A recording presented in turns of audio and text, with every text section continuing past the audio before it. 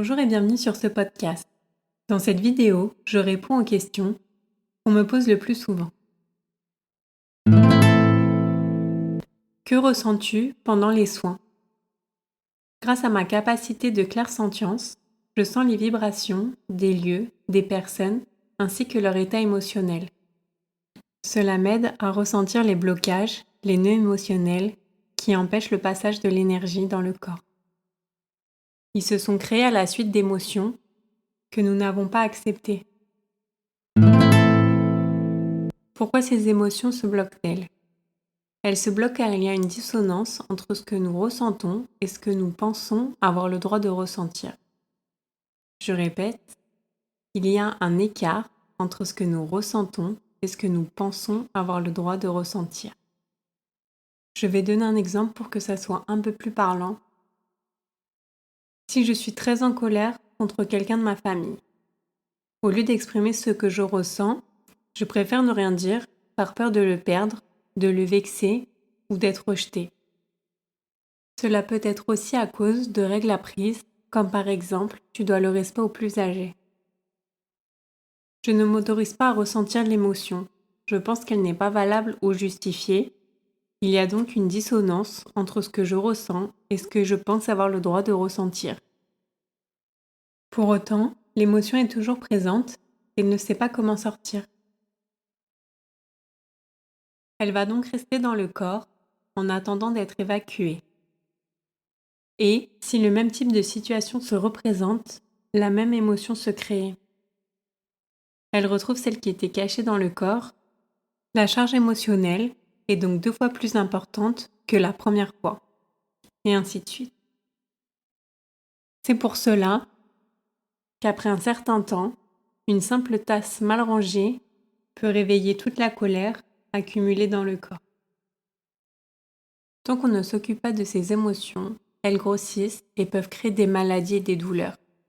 Elles sont là pour nous prévenir que le corps ne peut plus tenir face à toutes ces émotions et qu'il devient urgent de s'en occuper et de les libérer. C'est dans ce contexte que j'interviens. Je vais chercher les émotions bloquées et dans quelles situations elles se sont créées afin de faire des liens consciemment pour comprendre les schémas que celles-ci ont engendrés. Plus un schéma est nourri, plus il se répète de plus en plus souvent dans votre vie.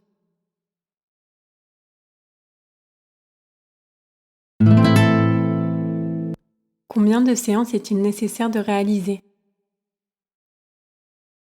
Cela dépend de la problématique. Dès le premier soin, vous pouvez ressentir les bienfaits, mais en général, il est bien de réaliser au minimum 3-4 séances pour travailler plus en profondeur. Le travail de développement personnel est un travail sur du long terme pour vivre le reste de sa vie plus sereinement. N'oubliez pas que toutes ces émotions se sont entassées sur plusieurs années et qu'une seule séance ne peut pas tout nettoyer. Sur quel problème peut-on travailler? Alors cela peut vraiment varier. Nous pouvons partir d'une simple douleur physique, donc je précise que je ne suis pas médecin et qu'il est important de consulter, ou nous pouvons partir de schémas répétitifs, comme je l'expliquais auparavant, d'une perte, d'une rupture, d'un mal-être général, du travail ou encore de problèmes relationnels. Pour simplifier, à partir du moment où vous ressentez que vous n'arrivez pas à sortir une émotion, une séance peut être réalisée. À quelle fréquence peut-on réaliser une séance?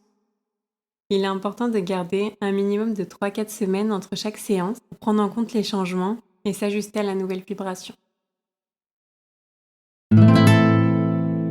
Comment est-il possible de réaliser les soins à distance?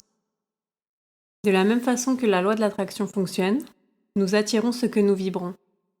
Nous émettons tous une vibration spécifique, unique, qui me permet de trouver le bon chemin jusqu'à vous.